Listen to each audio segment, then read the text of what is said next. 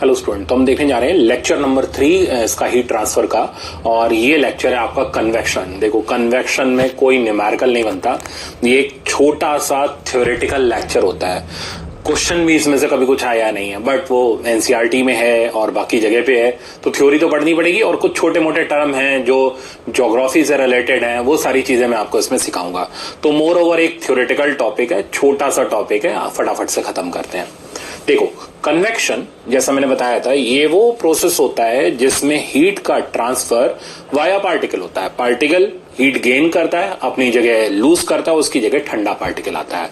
तो कन्वेक्शन के लिए ग्रेविटी का प्रेजेंट होना बहुत जरूरी है, ठीक है ना। तो ग्रेविटी के बिना, अगर मतलब आप मान लो ग्रेविटी फ्री स्पेस में चले जाओ, बाहर चले जाओ धरती के, ठीक है ना, तो वहां पर आप पानी नहीं गर्म कर पाओगे कन्वेक्शन के थ्रू। तो कन्वेक्शन सिर्फ, और ये बहुत इंपॉर्टेंट पॉइंट है, कन्वेक्शन सिर्फ और सिर्फ तब टेक प्लेस करेगा जब ग्रेविटी प्रेजेंट हो, ठीक है ना। अगर ग्रेविटी प्रेजेंट नहीं है, कोई कन्वेक्शन नहीं होगा। तो convection occurs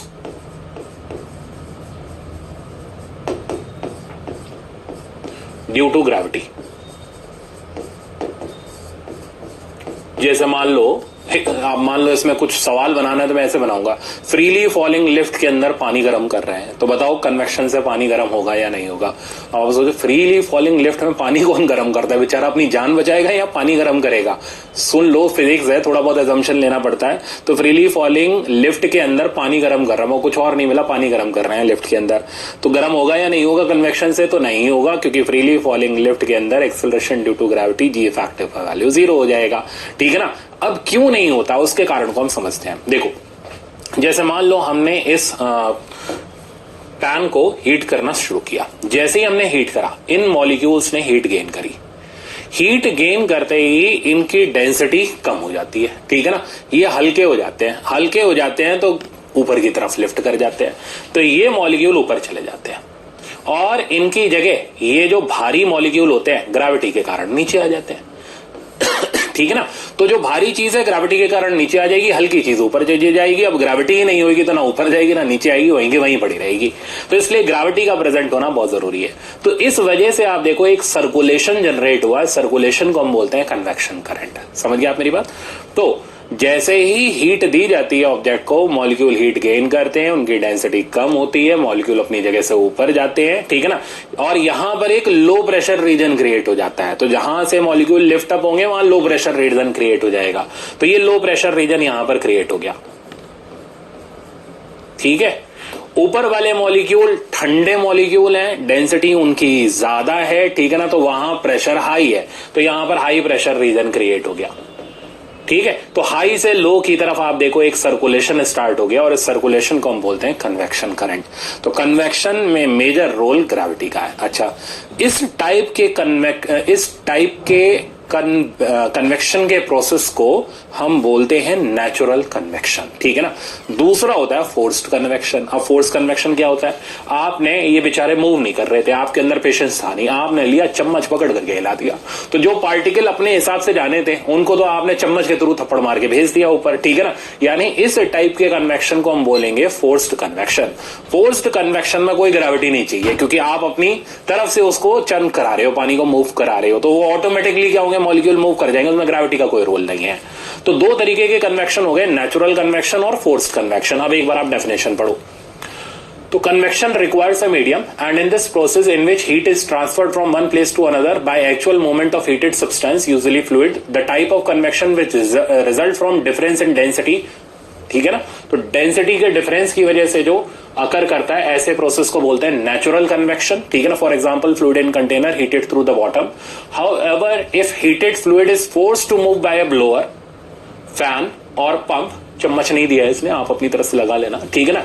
the process is called forced convection. तो फोर्स्ड कन्वेक्शन में कोई ग्रेविटी की जरूरत नहीं है।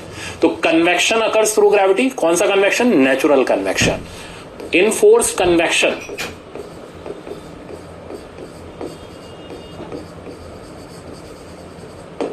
No gravity is required. तो मेरे ख्याल से इतना अब आपको क्लियर होगा। अब कन्वेक्शन के ऊपर कौन कौन से ऐसे नेचुरल फिनोमेना होते हैं जो बेस्ड होते हैं, जिनसे सवाल बन सकते हैं। तो देखो, जो दो फिनोमेना आते हैं एनसीईआरटी के डायग्राम में, लैंड ब्रीज और सी ब्रीज, ठीक है ना। अब ये क्या होती है मैं पूरी डिटेल में बता रहा हूं ताकि आपके दिमाग में छप जाए बढ़िया से और एग्जाम में आए तो आप छप्पर फाड़ के नंबर लाओ। तो लैंड एंड सी ब्रीज, ये दो तरीके की ब्रीज है। अब ये कब और कैसे अकर करती है सीखो। सबसे पहले हम बात करते हैं डे टाइम की, उससे पहले हम बात कर लेते हैं लैंड ब्रीज और सी ब्रीज कहां पर अकर करती है। तो ये कोस्टल रीजन में अकर करती है, जो समुद्र के पास वाले एरियाज होते हैं, ठीक है ना। आप समुद्र के पास में नहीं है तो फिर लैंड और सी ब्रीज अकर नहीं करेगी। तो जो कोस्टल एरियाज होते हैं वहां पर लैंड और सी ब्रीज अकर करती है। क्यों अकर करती है वो सुनो। देखो ये हो गया यहां पर वाटर, सी वाटर ले लो, और ये हो गया लैंड। सी वाटर जो होता है या पानी जो होता है नॉर्मल, उसकी स्पेसिफिक हीट कैपेसिटी ज्यादा होती है लैंड से, ठीक है ना। तो specific heat capacity of water is greater than, या ऐसे बोला जाए much much greater than specific heat capacity of land या सॉइल। अगर स्पेसिफिक हीट कैपेसिटी ज्यादा है तो क्या होगा, तो हीट एब्जॉर्ब करने में ज्यादा टाइम लगेगा एज वेल एज रिजेक्ट करने में भी ज्यादा टाइम लगेगा। यानी ऑब्जेक्ट गर्म भी देर से होगा और ऑब्जेक्ट ठंडा भी देर से होगा, ठीक है ना। तो इसलिए पानी का यूज हम लोग करते हैं, जैसे मान लो वो गर्म पानी कहीं पर लगाना हो ना, तो उस प्रोसीजर में भी पानी को गर्म करके इसलिए लगाते हैं ताकि पानी जो होता है एक तो देर से गर्म होता है, तो देर से ही ठंडा होगा तो ज्यादा समय तक हीट मेंटेन रहे। तो स्पेसिफिक हीट जिसकी ज्यादा होगी वो देर से गर्म होगा और देर से ठंडा होगा, ठीक है ना। तो समुद्र का पानी या सी वाटर या वाटर की स्पेसिफिक हीट कैपेसिटी लैंड से ज्यादा होती है, इसलिए पानी गर्म होने में ज्यादा टाइम लेता है तो ठंडा होने में भी ज्यादा टाइम लेता है। अब इसके कारण क्या होता है वो सुनो। तो जैसे मान लो ये डे टाइम है, गर्मियों का टाइम ले रहे हैं हम, ठीक है ना। तो इस गर्मी के टाइम पर हीट तो दोनों को बराबर ही मिल रही है, पानी को भी एज वेल एज लैंड को भी। इसकी स्पेसिफिक हीट कैपेसिटी कम है तो लो स्पेसिफिक हीट कैपेसिटी है, ठीक है। और इसकी स्पेसिफिक हीट कैपेसिटी ज्यादा है, हाई स्पेसिफिक हीट कैपेसिटी है। तो ये जो लैंड है कम स्पेसिफिक हीट कैपेसिटी होने से ये जल्दी गर्म हो गया, ठीक है ना। तो इसका टेम्परेचर राइजेस फ्रीक्वेंटली, तो एब्जॉर्ब हीट मोर, तो ज्यादा हीट एब्जॉर्ब कर गया। ये स्पेसिफिक हीट कैपेसिटी हाई होने से ये उतनी ज्यादा हीट एब्जॉर्ब नहीं कर पाया क्योंकि इसको हीट एब्जॉर्ब कराने के लिए टाइम ज्यादा चाहिए। अब सन तो जितनी बड़ा, ये थोड़ा ना कि 24 घंटे सन आ रहा है यहां पर, तो ऐसा तो नहीं है, ठीक है ना। मान लो 10 घंटे सन का टाइम है, 10 घंटे में सनराइज और अपना सेट हो जाता है। तो उस 10 घंटे के दौरान दोनों को जो हीट एनर्जी मिल रही है वो तो बराबर है, बट ये हीट एनर्जी जो है देर से एब्जॉर्ब कर पाता है, ये हीट एनर्जी जल्दी एब्जॉर्ब कर पाता है। तो इसका टेम्परेचर जो हो जाता है वो फटाफट राइज करता है, इसका टेम्परेचर फटाफट राइज नहीं कर पाता। तो absorb heat more and temperature rises quickly, और इसका टेम्परेचर देर से राइज करता है, स्लोली, ओके। इसलिए लैंड गर्म हो जाता है जल्दी then as comparison to water. अब इसका होने से क्या होता है, ठीक है ना। अब आगे की कहानी सुनो। तो पहले इतना समझ आ गया, तो दिन के टाइम पे जमीन जल्दी गर्म हो जाती है, पानी उतनी जल्दी गर्म नहीं होता, ठीक। अब जो चीज ज्यादा गर्म हो जाएगी तो वहां पर जो एयर होगी वो एयर क्या करेगी, जल्दी गर्म होगी क्योंकि वो लैंड से हीट एनर्जी अब्सॉर्ब कर रही है। तो हवा के मॉलिक्यूल जो होंगे वो जल्दी गर्म होंगे, गर्म होंगे तो डेंसिटी कम हो जाएगी, ठीक है ना। तो यहां पर जो एयर है इस एयर की डेंसिटी कम हो जाती है क्योंकि टेम्परेचर राइज कर जाता है, तो डेंसिटी डिक्रीजेस। अब डेंसिटी डिक्रीज कर जाएगी तो एयर ऊपर की तरफ राइज करेगी, तो जमीन वाली हवा जो है ऊपर की तरफ राइज कर जाती है, तो राइजेज अप। अब यहां से हवा ऊपर चली गई तो इस जगह पर वैक्यूम सा क्रिएट होने लग गया, तो ये जगह बन गई लो प्रेशर। तो लो प्रेशर रीजन पूरा का पूरा, यहां पूरी ज्योग्राफी आपकी पूरी निपट जाएगी इसके अंदर। तो लो प्रेशर रीजन अर्थ के ऊपर क्रिएट हो जाता है। अच्छा जी, अब यहां पर देखते हैं। अब यहां का टेम्परेचर जो है, पानी का टेम्परेचर कम है, तो यहां की हवा ठंडी है। तो यहां की हवा ठंडी है तो ठंडी हवा की डेंसिटी ज्यादा होगी, तो इधर की डेंसिटी ज्यादा है। तो डेंसिटी ज्यादा है तो एयर जो है वो नीचे की तरफ फॉल करेगी, ठीक है ना। तो ये फॉल्स डाउन। अब एयर जब नीचे की तरफ फॉल करेगी तो यहां का प्रेशर जो होगा वो हाई हो जाएगा। अब इधर का प्रेशर हाई और इधर का प्रेशर लो, तो एयर फोर्सफुली हाई प्रेशर से लो प्रेशर रीजन की तरफ जाएगी, यानी सी से लैंड की तरफ जाना शुरू होगी और ऊपर से उड़ करके लैंड से सी की तरफ आना शुरू होगी। तो दिन के टाइम पे ठंडी हवा, इसलिए इसका नाम है सी ब्रीज, ठीक है ना। तो ब्रीज मतलब ठंडी हवा, तो सी से ठंडी हवा लैंड की तरफ जो चलती है, इस ब्रीज को हम नाम देते हैं सी ब्रीज। और ये दिन के टाइम पर अकर करती है क्योंकि लैंड पर लो प्रेशर रीजन क्रिएट हो जाता है और सी पर हाई प्रेशर रीजन क्रिएट हो जाता है, तो हाई प्रेशर से लो प्रेशर की तरफ एयर का मूवमेंट हो जाता है। कहानी समझ आनी चाहिए, ठीक है ना। तो इन डे टाइम लिख देता हूं मैं इसको, तो in day time air moves from high pressure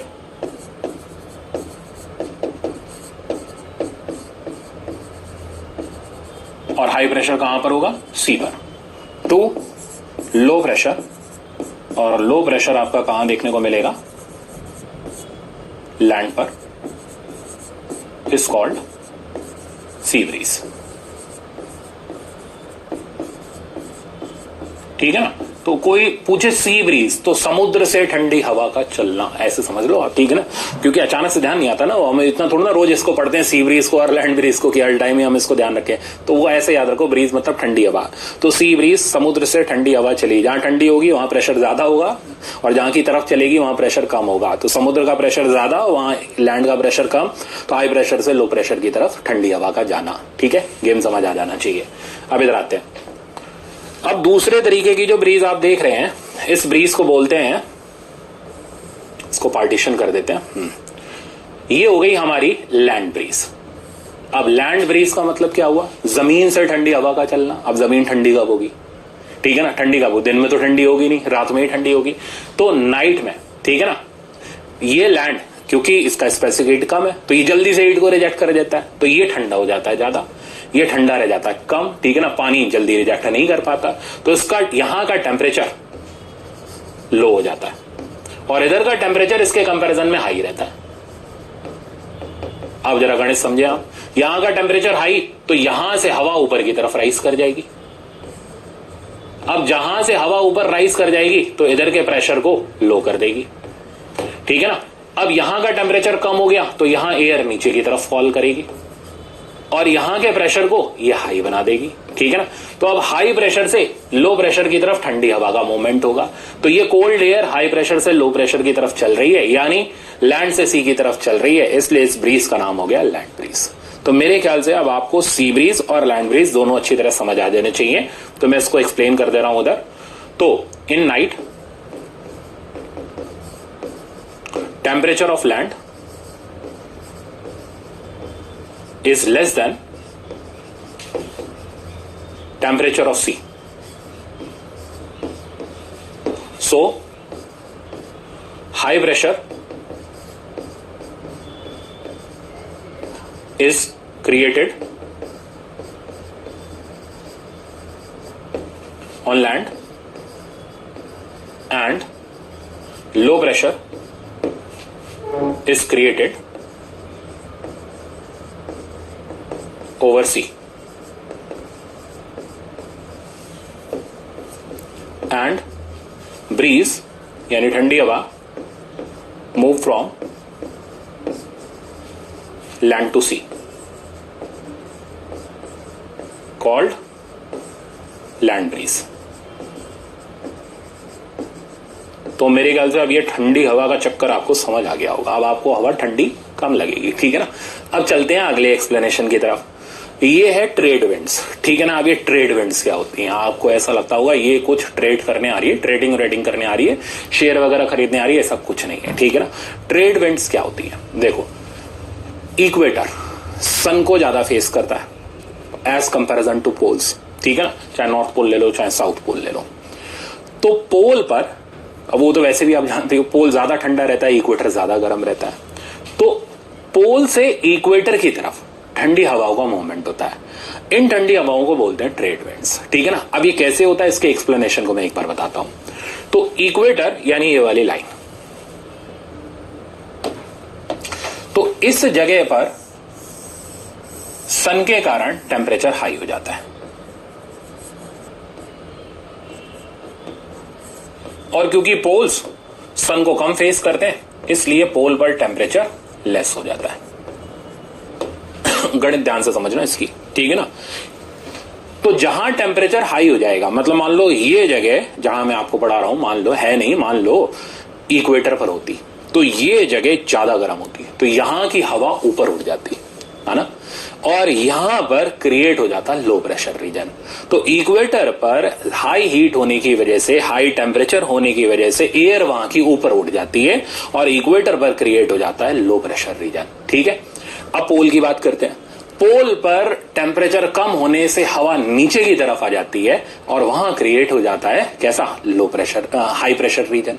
तो इक्वेटर पर क्रिएट हो गया लो प्रेशर, पोल पर क्रिएट हो गया हाई प्रेशर। हवा का मूवमेंट होगा कहां से कहां की तरफ, पोल से इक्वेटर की तरफ, तो हवा पोल से इक्वेटर की तरफ फ्लो करना स्टार्ट कर देगी और इस ब्रीज को हम बोलेंगे या इस विंड को हम बोलेंगे ट्रेड विंड। ये पूरी की पूरी कहानी होती है। अब आप इसका थ्योरी पढ़ो।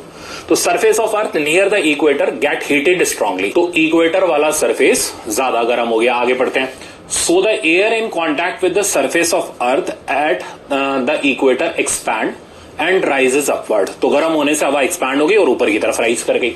As a result of this low pressure is created, इसको मैं अंडरलाइन कर दूं, तो low pressure is created at the equator, तो इक्वेटर पर क्रिएट हो गया हमारा लो प्रेशर रीजन। आगे at the pole the air in the upper atmosphere get cooled and comes down, तो इक्वेटर पोल पर हवा जो होती है वो ठंडी हो जाती है और नीचे की तरफ आ जाती है, high pressure region is created, ठीक है। Due to the difference in the pressure at the pole and equator, air at the pole move towards the equator, तो जो हवा है पोल से ऐसे इक्वेटर की तरफ मूव करना स्टार्ट करती है। मैं व्हाइट कलर से ऐसे दिखा रहा हूं। तो इस तरीके से पोल से इक्वेटर की तरफ हवा ने मूव करना स्टार्ट किया और इन विंड्स को हम बोलते हैं ट्रेड विंड्स। तो मेरे ख्याल से अब आपको प्रोसीजर ट्रेड विंड का भी समझ आ गया होगा। अगेन ग्रेविटी नहीं होती तो हवा ऊपर राइज नहीं करती और नीचे की तरफ फॉल नहीं करती, तो ग्रेविटी का प्रेजेंट होना तो जरूरी है, ठीक है ना।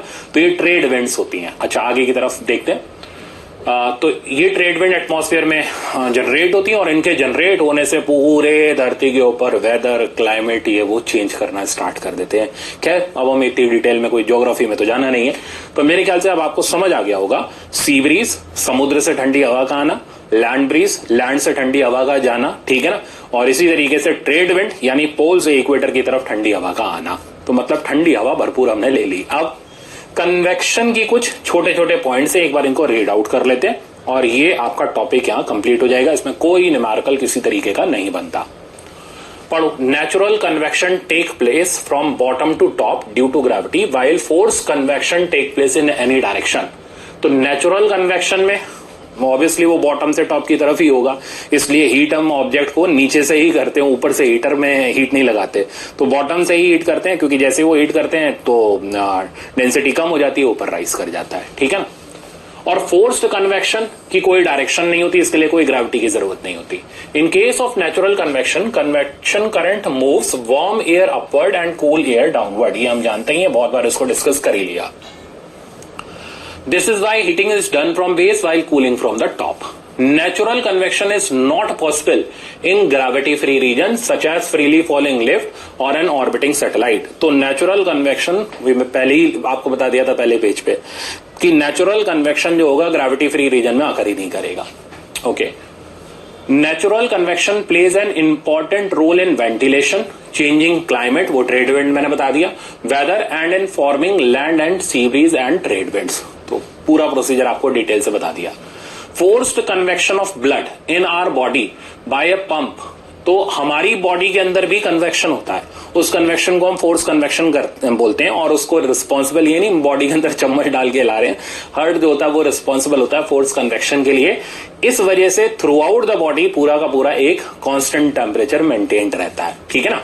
तो convection take place in fluids, gases as well as in liquid, ठीक है ना। पर सॉलिड में कन्वेक्शन नहीं हो सकता, ये आपको ध्यान रखना पड़ेगा क्योंकि सॉलिड में पार्टिकल्स फ्री नहीं होते मूव करने के लिए। आई थिंक कन्वेक्शन का ये थ्योरी बेस्ड लेक्चर आपको अच्छे से आ गया होगा, ठीक है ना। था छोटा सा पर काम का था। Thank you so much.